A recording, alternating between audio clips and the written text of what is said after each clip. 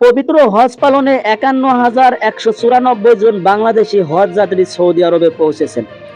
আজ সোমবার ১১ মে পর্যন্ত ১৩১টি হজ ফ্লাইটে তারা সেখানে পৌঁছান।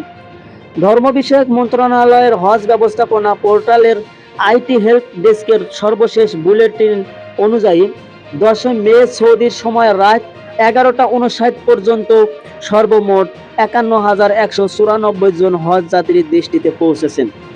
এর মধ্যে সরকারি ব্যবস্থাপনায় ৪,০৭১ জন এবং বেসরকারি ব্যবস্থাপনায় ৪৭,১২৩ জন হজযাত্রী রয়েছেন। চলতি বছর চাঁদ দেখা সাপেক্ষে ২৬ মে হজ অনুষ্ঠিত হওয়ার কথা রয়েছে। ১৮ এপ্রিল থেকে শুরু হওয়া এই হজ যাত্রায় এখন পর্যন্ত মোট ১৩১টি ফ্লাইট পরিচালিত হয়েছে।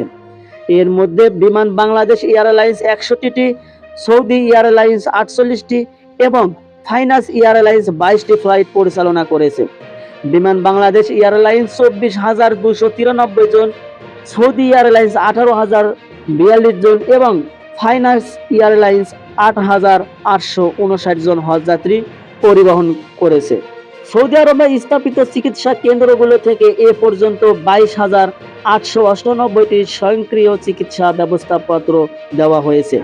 এছাড়া আইটি হেল্প ডেস্ক ১৪,৮৬৯টি সেবা প্রদান করেছে। বাংলাদেশ থেকে যাওয়া হজ যাত্রীদের মধ্যে এবছর এখন পর্যন্ত ১২ জনের মৃত্যু হয়েছে। তাদের মধ্যে ১০ জন পুরুষ ও ২ জন নারী। তাদের মধ্যে ১০ জন মারা গেছেন মক্কায় এবং ২ জন মারা গেছেন মদিনায়।